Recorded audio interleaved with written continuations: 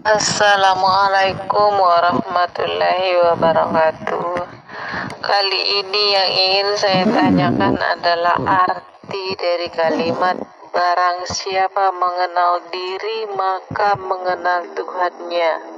Selama ini saya belajar makrifat hanya melalui beberapa WA group dan kadangkala bingung sendiri karena ada beberapa pendapat yang berbeda, termasuk diri itu yang mana, diri sebenar diri itu yang mana, ruhkah atau jiwakah? Demikian Pak Yai, terima kasih sebelumnya. Assalamualaikum warahmatullahi wabarakatuh. Alhamdulillahirrabbilalamin. Assalamualaikum warahmatullahi wabarakatuh. Bismillahirrahmanirrahim. Menjawab pertanyaan yang pertama, yakni barang siapa mengenal diri maka ia akan mengenal Tuhannya. Bagaimanakah yang dimaksud pertanyaan ini? Bismillahirrahmanirrahim.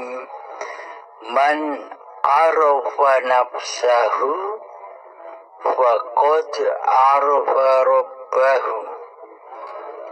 Man arafa nafsahu, barang siapa ia mengenal hakikat diri sejatinya yang tak wujud, yang tak hidup, yang tak kuasa,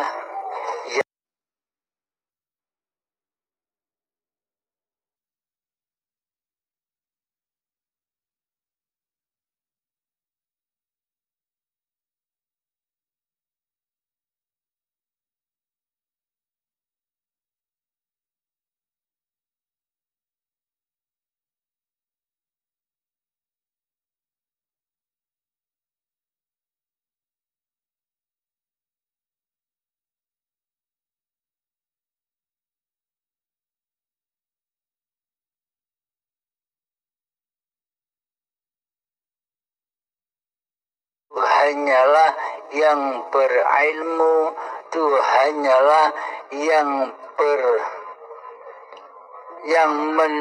yang melihat, Tuhannya yang mendengar, Tuhannya yang berkalam-kalam. Maka dari itu yang dimaksud barang siapa mengenal hakikat diri sejati manusianya, maka pasti ia akan mengenal Tuhannya. Jadi siapakah hakikat diri sejati manusia kita ini? Hakikat diri sejati manusia kita ini adalah makhluk ciptaan Allah. Jangan sekali-kali menjadi Allah. Jangan sekali-kali menduduki Allah. Jangan sekali-kali merampasi seluruh sifat-sifatnya Allah. Inilah yang dimaksud makhluk, yakni makhluk yang tahu dirinya. Sesungguhnya di manakah letak sifat wajib bagi makhluk ini? Sifat wajib bagi makhluk sifat wajib bagi manusia kita adalah berposisi di dalam sifat muhalnya Allah, yakni sifat kebalikan dari sifatnya Allah yang selama ini kita akui sebagai sifat diri manusia kita. Selama ini kan kita yang jadi Allah. Selama ini kan kita yang jadi Tuhan. Kita tak terasa, kita tidak menyadarinya. Sedangkan Allah, Zat yang mencipta diri kita semua, kita tiadakan di hati kita. Kita goibkan di hati kita. Kita tiadakan kewujudannya di hati kita. Kita tiadakannya hidupnya di hati kita. Kita tiadakan kekuasaannya di hati kita. Kita tiadakan kehendaknya, daya upaya dan ikhtiarnya di hati kita. Kita tiadakan kekuatannya di hati kita. Allah kita tiadakan penglihatannya di hati kita. Allah kita tiadakan pendengarannya di hati kita. Dan Allah kita tiadakan di dalam kalam-kalam di hati kita. Jadi yang selama ini menjadi Allah, yang menjadi Tuhannya diri kita selama ini adalah hawa nafsu kita sendiri. Ya, diri kita ini yang selama ini mentuhani hidup dan badan ini. Apakah demikian yang dikatakan bertuhan itu? Coba tafakuri dalam hati. Apakah benar demikian cara bertuhan? Bagaimana dikatakan kita ini sudah bertuhan, sedangkan Allah di dalam hati kita tiada, goib. Maka sebenarnya siapa yang selama ini kita tuhankan? Yang kita tuhankan selama ini adalah diri kita sendiri, yakni hawa nafsu kita sendiri, iblis dan setannya kita sendiri. Maka dari itu Allah berfirman bahwa iblis dan setan itu adalah musuh-musuhmu yang nyata, bukan goib. Akan tetapi para alim ulama kita sedunia selama ini mayoritas menyatakan bahwa iblis dan setan itu goib.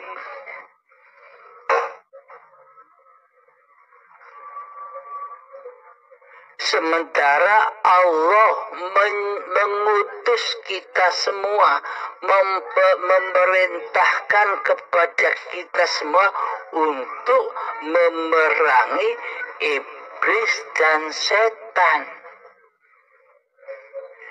Jika iblis setannya goib, jika iblis setannya tiada di hati kita, bagaimana mungkin kita bisa berperang? Maka dari itu kita tak akan pernah bisa menyembah kepada Allah. Kita tak akan bisa mengabdi kepada Allah. Sampai kapanpun kita tak akan bisa bertuhan kepada Allah. Jika iblis iblis dan setannya belum kita usir, belum kita perangi.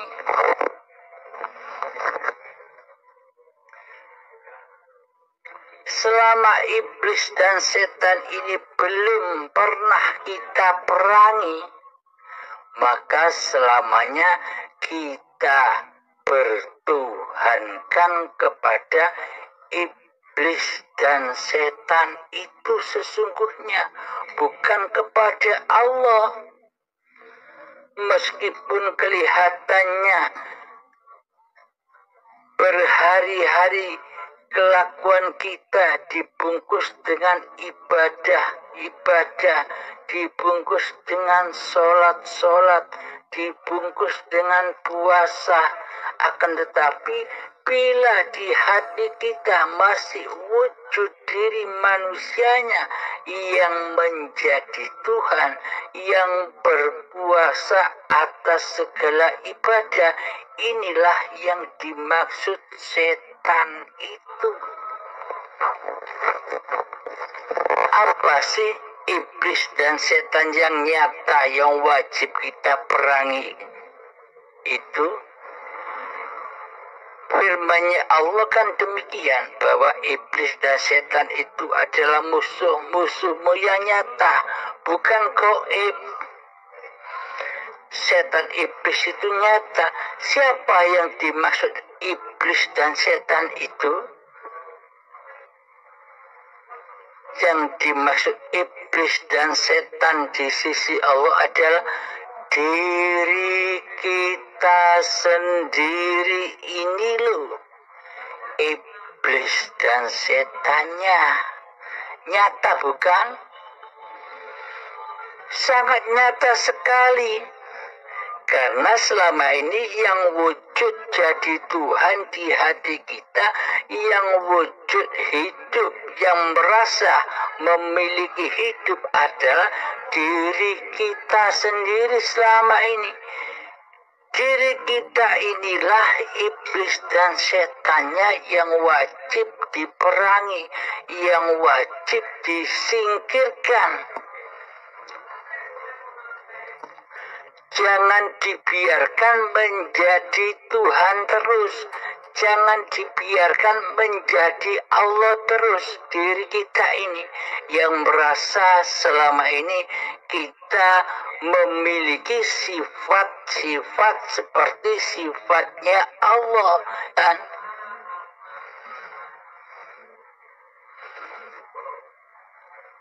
selama ini kita tidak menyadari itu, karena kita terlalu sombong hati kita hingga kita tak tahu diri kita sendiri itu siapa.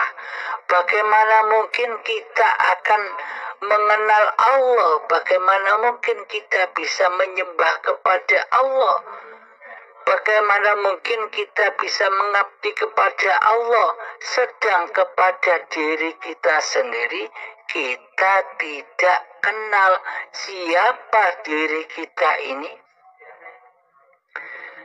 Diri kita ini, diri manusia ini adalah bersifat wajib di dalam sifat muhalnya Allah. Sifat wajibnya Allah pertama wujud. Wujud ini milik Allah. Jadi manusia tak punya wujud. Manusia hanya Adam, kebalikan sifat wujud. Adam itu artinya tiada, tak ada. Manusia itu aslinya tak ada. Manusia itu hakikatnya tidak ada. Yang ada hanya Allah. Ketika di hati manusia yang wujud diri manusianya, pasti Allahnya tak ada. Pasti Allahnya gaib. Nah, bagaimana mungkin kita bisa menyembah Allah? Bagaimana mungkin kita bisa mengabdi kepada Allah? Bagaimana mungkin kita bisa ingat Allah? Sementara Allah kita goibkan, kita tiadakan kehadirannya di hati kita. Tak mungkin, sobat. Selama ini sejak detik-detik akil balai hingga setua ini, ibadah kita itu tak ada artinya sama sekali di sisi Allah, karena selama ini kita tidak menyembah Allah, melainkan kita menyembah hawa nafsu kita sendiri. Kita menyembah kehormatan diri kita sendiri. Kita menyembah kemuliaan diri kita sendiri. Kita menyembah cita-cita kita sendiri.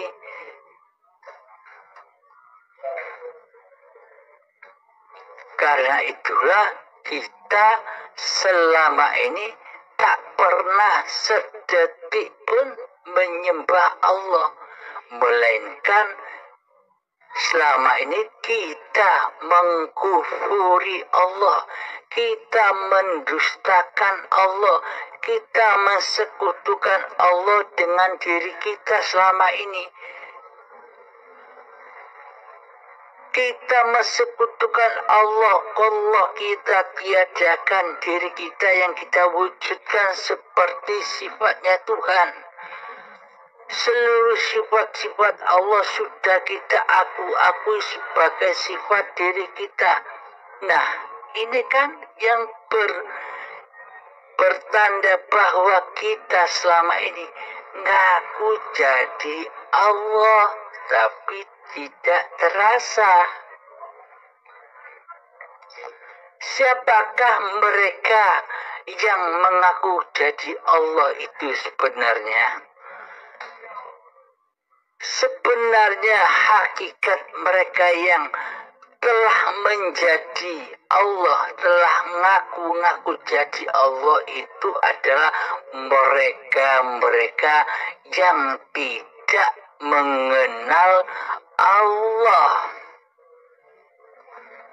Bagaimana mungkin bila manusia yang belum mengenal Allah dikatakan Muslim, dikatakan sudah berislam di sisi Allah? Di sisi manusia bolehlah dikatakan Islam, versi manusianya, versi syariatnya, versi badaniyahnya. Karena manusia hanya memandang casing-casingnya saja. Karena manusia hanya memandang laku syariat-syariat badannya saja. Karena manusia buta akan apa yang terjadi, apa kondisi hatinya di dalamnya. Mayoritas kita selama ini di dalam ibadah kita tak pernah jumpa Allah. Syarat-syarat menyembah itu kan Allahnya harus wujud, yang disembah harus wujud. Bagaimana mungkin kita dikatakan menyembah atau mengabdi sementara Allahnya gaib? Muhal, sobat, muhal. Tak mungkin itu. Batal. Karena yang disembah tidak ada, melainkan dirinya sendiri mentuhani sholatnya, mentuhani puasanya, mentuhani seluruh amal ibadahnya dan sebagainya.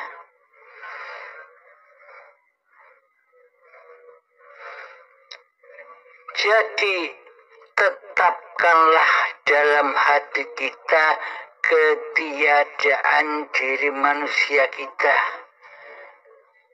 ketika kita sudah menetapkan dalam hati kita bahwa sesungguhnya manusia itu tiada gaib, bahwa manusia itu mati, tak hidup, karena hidup itu Allah, karena wujud itu Allah. Bila sudah kita tenggelamkan keakuan diri manusia ke dalam hayatullah, maka nyatalah Allah Tuhan semesta alam, Tuhan yang mentuhani kita selama ini. Kita selama ini tidak merasa bahwa Allah lah yang mentuhani kita. Akan tetapi selama ini kita merasa bahwa diri kita lah yang berkuasa atas hidup dan badan ini. Tak ada urusan dengan Allah. Coba cek hati kita selama ini. Maka dari itu, man arafa nafsahu, barang siapa yang tahu dirinya, tahu bahwa diri manusianya itu gaib, tahu bahwa diri manusianya itu tiada, tahu bahwa diri manusianya itu mati, maka nyatalah wujudullah, maka nyatalah hayatullah yang selama ini kita akui sebagai wujud diri manusia kita, yang selama ini kita akui sebagai hidup diri manusia kita, yang selama ini kita akui sebagai kuasa diri manusia kita. Maka kita akan menyadarinya, oh selama ini ternyata ini Allah, bukan manusianya. Inilah yang disebut man arafa nafsahu, barang siapa yang mengenal diri sejati manusianya yang gaib. Seperti dulu kita gaib, maka kembalilah kepada kegaiban. Seperti dulu kita tiada, maka kembalilah kepada ketiadaan. Maka nyatalah Allah bagimu. Barang siapa yang sudah menetapkan hakikat diri sejatinya di hatinya, maka nyatalah Allah baginya. Jadi nyata, Allah itu maha nyata. La ilaha illallah al-malikul haqqul mubin. La ilaha illallah, tiada Tuhan selain Allah. Al-malikul haqqul mubin, Allah lah yang maha besar dan maha nyata. Allah nyata bagi siapa? Bagi orang-orang yang sudah mengenal Allah, bagi orang-orang yang sudah menyembah dan mengabdi kepada Allah dengan sebenar-benarnya mengabdi, maka Allah hakul mubin, nyata. Terus bagi siapakah Allah itu gaib?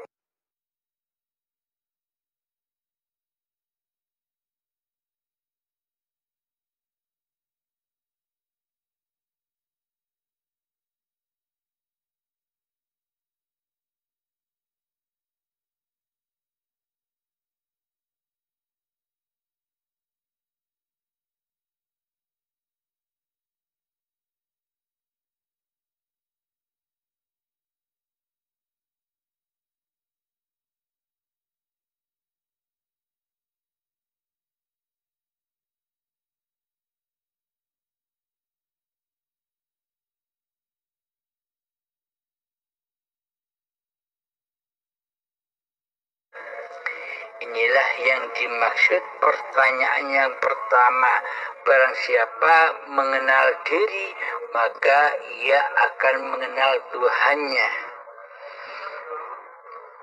Jadi ketika aplikasi cara untuk mengaplikasikan ini, contoh ketika kita duduk, nyatakan dalam hati kita,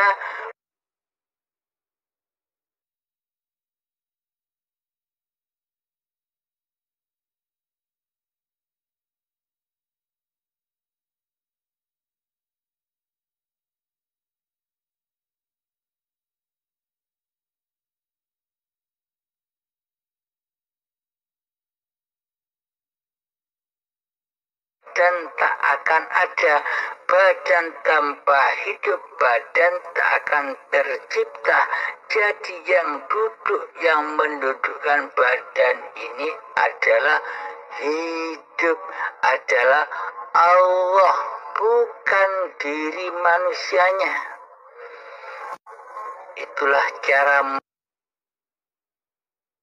kembangkan di keadaan-keadaan yang lainnya. Inilah jawaban dari pertanyaan Bunda yang pertama. Terus yang ditanyakan lagi, bagaimana Bunda? Alhamdulillahirrabbilalamin. Masya Allah. Sungguh penjelasannya sangat jelas dan mudah dipahami Pak Yai. Ini sesuai dipahamkan apa itu tafakur. Setelah mengetahuinya, semoga bisa istiqomah bertafakur untuk menjadi pribadi yang lebih baik lagi. Demikian, terima kasih banyak Pak Yai. Semoga senantiasa dalam ridhonya.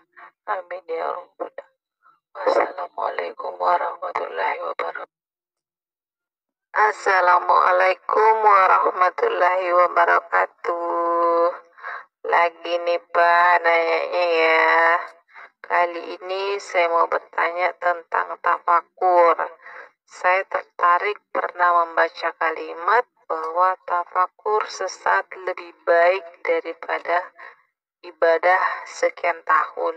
Nah, tafakur itu seperti apa Pak Yai? Mohon penjelasannya. Terima kasih sebelumnya. Assalamualaikum warahmatullahi wabarakatuh. Alhamdulillahirrabbilalamin. Pertanyaan yang kedua adalah tentang tafakur. Tafakur sesaat lebih baik daripada ibadah 1000 bulan, yakni ibadah seumur hidup. Sama halnya dengan Lailatul Qadar. Hakikat Lailatul Qadar dia tafakur ini yang dimaksud. Ketika manusia tidak tafakur, meskipun ditunggu-tunggu di selama bulan Ramadan, tak akan ketemu demi Allah, tak akan ketemu. Cara menemukan Lailatul Qadar itu adalah belajar ilmu hakikat dan makrifat dulu, baru nanti ketemu. Bila tidak belajar ilmu hakikat dan makrifat, demi Allah seumur hidup tak akan menemukan. Demi Allah. Pertanyaan kedua adalah tentang tafakur. Tafakur sesaat lebih baik daripada umur hidup manusia. Selama hidup, selama 80 tahun kita ibadah terus, kita sholat terus. Akan tetapi yang mentuhani di dalam ibadah, akan tetapi yang mentuhani di seluruh sholat-sholatnya selama hidupnya, selama 80 tahun, selama 1000 bulan adalah dirinya sendiri yang mentuhani di dalamnya. Diri manusianya lah yang mengaku-ngaku bisa sholat dan ibadah. Nah, ini yang disebut kemaksiatan di sisi Allah, meskipun dibungkus dengan ibadah dan sholat. Karena apa sih kok saya sebut kemaksiatan di sisi Allah? Meskipun di sisi manusia itu adalah ahli ibadah. Yang saya sebut kesesatan di sisi Allah adalah di dalam hatinya masih belum bertuhankan Allah di dalam sholat dan ibadahnya. Di hatinya masih merasa dirinya lah yang berkuasa atas ibadah dan sholatnya. Padahal sudah seringkali dibaca di dalam sholat 5 waktu doa iftitah, inna sholati wa nusuki wa mahyaya wa mamati lillahi rabbil alamin. Inna sholati, sesungguhnya sholat-sholatku, wa nusuki, dan sesungguhnya ibadah-ibadahku, wa mahyaya, dan hidupku, wa mamati, dan matiku, semuanya lillahi rabbil alamin, semuanya hanyalah hak dan milik Allah, penguasa semesta alam.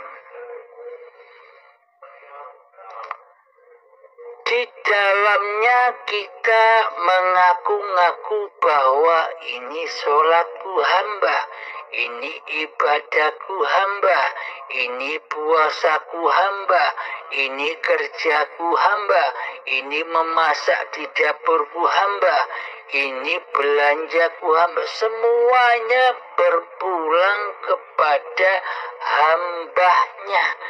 Inilah yang dimaksud manusia yang mentuhani hidup dan badan ini. Inilah tanda-tanda manusia yang hatinya belum bertuhan, meskipun raga-raganya mengaku bertuhan, meskipun raga-raganya dihiasi dengan amal syariat. Akan tetapi di sisi Allah tidak bertuhan, karena tidak mentuhankan Allah kecuali mentuhankan dirinya sendiri. Maka dari itu seluruh ibadah dan sholat kita akan hancur dan fana selama yang wujud, selama yang berkuasa atas hidup dan badan ini diri manusianya. Seluruh ibadahnya akan hancur, tidak akan sampai kepada Tuhannya, karena tidak mentuhankan Allah di hatinya, karena Allahnya gaib. Maka tafakurilah semua keadaan kejadian hal-hal yang sudah terjadi pada diri kita. Selama ini kita zalim kepada Allah. Selama ini kita selalu mensekutukan Allah dengan diri kita. Ingatlah, mensekutukan Allah, dosa mensekutukan Allah itu adalah dosa yang tak diampuni oleh Allah. Bila hati kita mensekutukan Allah dengan diri kita, bagaimana mungkin kita bisa ibadah, kita bisa sholat? Ya seolah-olah saja kita ibadah dan sholat, tapi hakikatnya di sisi Allah itu bukan ibadah, tapi maksiat.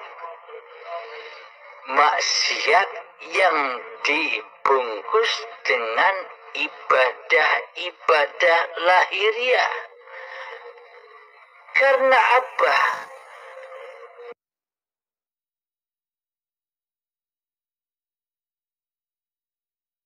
Allah tidak memandang laku-laku badaniahmu. Allah tidak memandang ilmu-ilmu syariatmu. Akan tetapi Allah memandang hatimu. Hatimu itu yang wujud Allah ataukah dirimu? Bila yang wujud diri manusiamu, maka Allah gaib bagimu. Bila di hati nyata wujud Allah yang menghidupi badan-badan ini, maka gaiblah diri manusianya.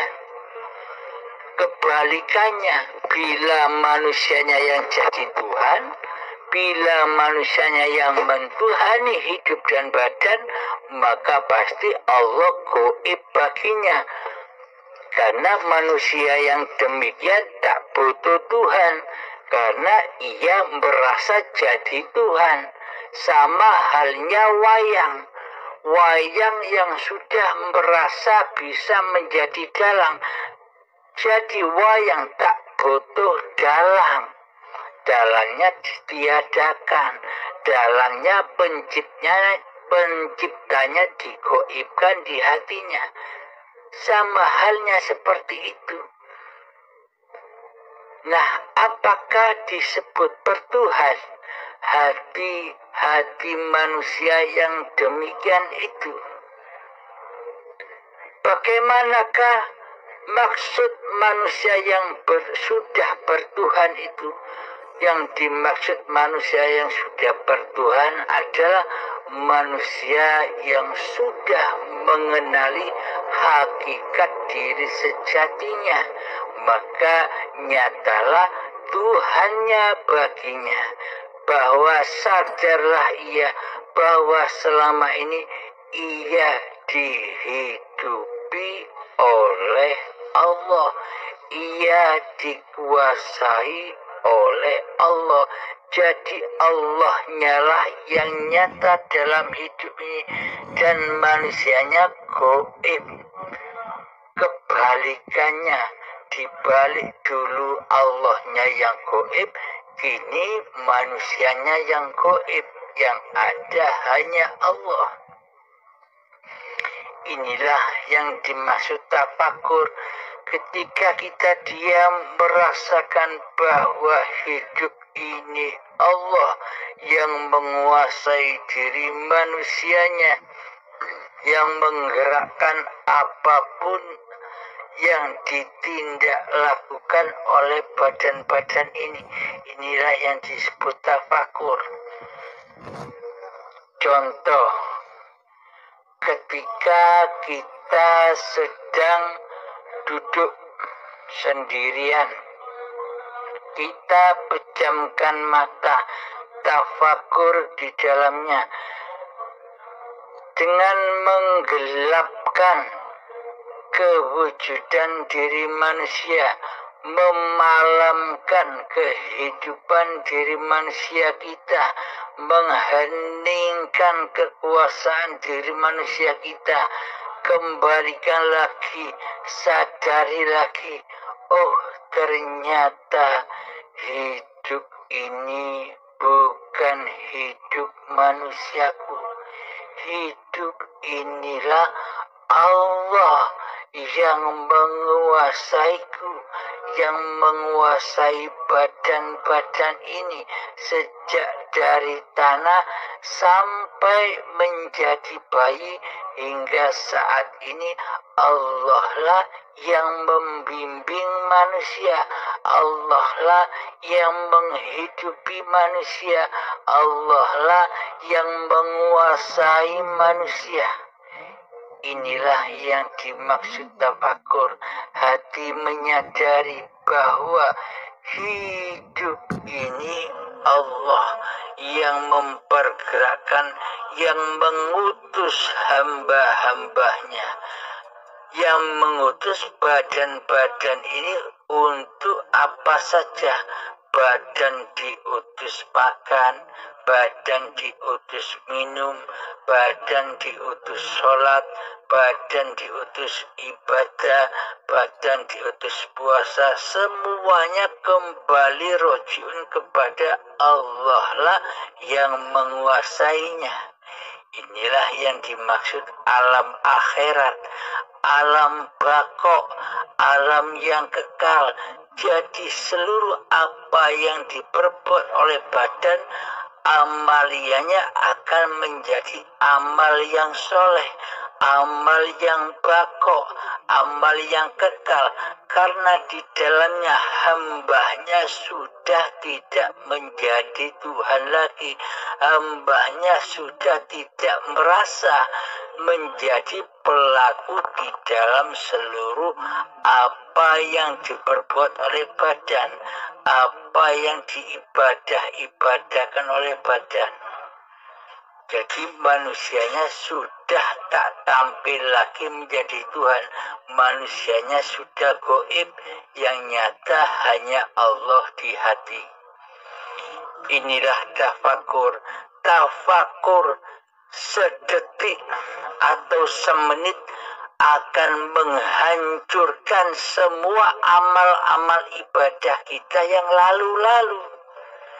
Karena seluruh amal ibadah kita, amal sholat-sholat kita yang lalu-lalu itu amal yang fana, amal yang hancur.